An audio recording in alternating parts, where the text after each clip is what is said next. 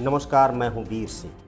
घरेलू हिंसा कानून पर सुप्रीम कोर्ट ने कहा है कि पति को बेवजह परेशान करने का हथियार बनाया जा रहा है। सुप्रीम कोर्ट ने घरेलू हिंसा से जुड़े कानून के दुरुपयोग पर चिंता जताई है। कोर्ट ने बुधवार 11 दिसंबर को कहा कि भारतीय दंड संहिता आईपीसी की धारा 498 का बड़े पैमाने पर दुरुपयोग हो रहा है।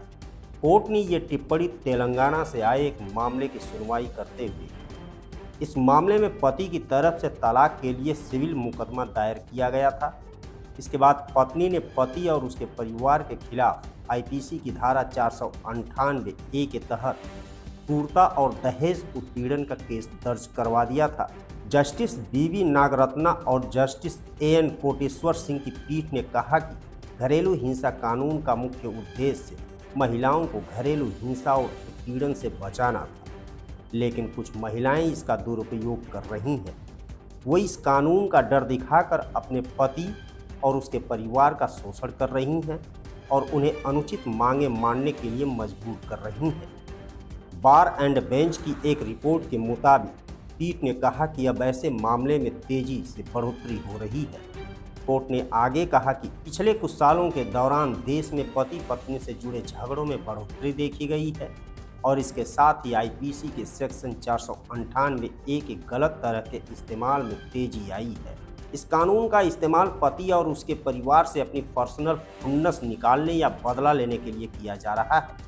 तमाम घरेलू झगड़ों के दौरान अस्पष्ट और एक जैसे आरोप लगाने की अगर जांच नहीं की गई तो इससे कानून का और दुरुपयोग होगा और पत्नी द्वारा दबाव बनाने की रणनीति के इस्तेमाल को बढ़ावा मिलेगा। हालांकि इस दौरान पीठ ने यह भी साफ किया कि यह सेक्शन 498 के तहत दायर किए गए सभी मामलों पर यह टिप्पणी नहीं कर रहे हैं। उनकी चिंता बस कानून के दुरुपयोग को लेकर है। तेलंगाना से आए मामले पर तमाम दलीलों को सुनने के बाद पीठ ने कहा कि यह साफ दिख रहा है कि इस मामले में पत्नी ने अपने व्यक्तिगत विवाद और बदले की भावना के तहत पति पर दहेज उत्पीड़न का केस किया था। इस टिप्पणी के साथ ही पीठ ने पति और उसके परिवार के खिलाफ पत्नी की तरफ से दर्ज करवाया गया क्रूरता और दहेज उत्पीड़न का मुकदमा रद्द कर दिया है। ये पहली बार नहीं है जब अदालत ने सेक्शन 498 के दुरुपयोग पर सवाल उठाए। बीते सितंबर महीने में सुप्रीम कोर्ट ने आईपीसी की धारा 498 और घरेलू हिंसा को सबसे ज़्यादा दुरुपयोग किए जाने वाले कानूनों में से एक बताया था। Justice BR Gavai, justice Prashant Kumar Mishra और जस्टिस KV विश्वनाथन की बेंच ने गुजारा भत्ता से जुड़े एक मामले की सुनवाई के दौरान एक टिप्पणी की। जस्टिस गवई ने इस दौरान ऐसे ही एक पुराने मामले का जिक्र करते हुए कहा कि इस तरह के मामलों में छुटकारा मिलना सबसे सही चीज़ है। जस्टिस गवई ने कहा, नागपुर में मैंने एक ऐसा मामला देखा था जिसमें एक लड़का अमेरिका गया था और उसे शादी किए बिना ही 50 लाख रुपए देने पड़े। वो एक दिन भी साथ नहीं रहा था। मैं खुले तौर पर कहना चाहता हूँ कि घरेलू हिंसा और धारा 498 का सबसे ज़्यादा दुरुपयोग किया जाता है।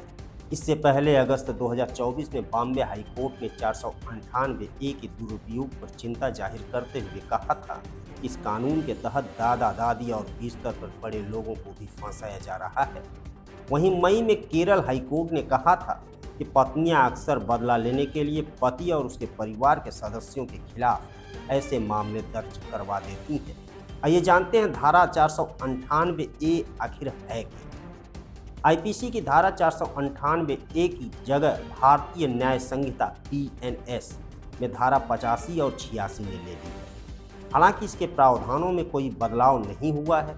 अगर किसी शादीशुदा महिला पर उसके पति या उसके ससुराल वालों की ओर से किसी तरह की क्रूरता की जा रही है तो BNS की धारा 85 के तहत ये अपराध होगा। क्रूरता शारीरिक और मानसिक दोनों तरह की भी हो सकती है।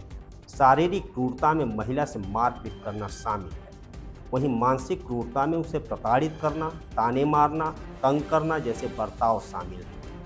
अगर जानबूझकर कोई ऐसा काम किया जाता है तो पत्नी को आत्महत्या के लिए उकसाए उसे भी क्रूरता माना जाता है। इसके अलावा पत्नी या उससे जुड़ी किसी व्यक्ति से गैर कानूनी तरीके से किसी संपत्ति की मांग करना भी क्रूरता मानी जाती है। इस संबंध में आपकी क्या राय है? कमेंट बॉक्स में हमें ज़रूर बताइए। नमस्कार।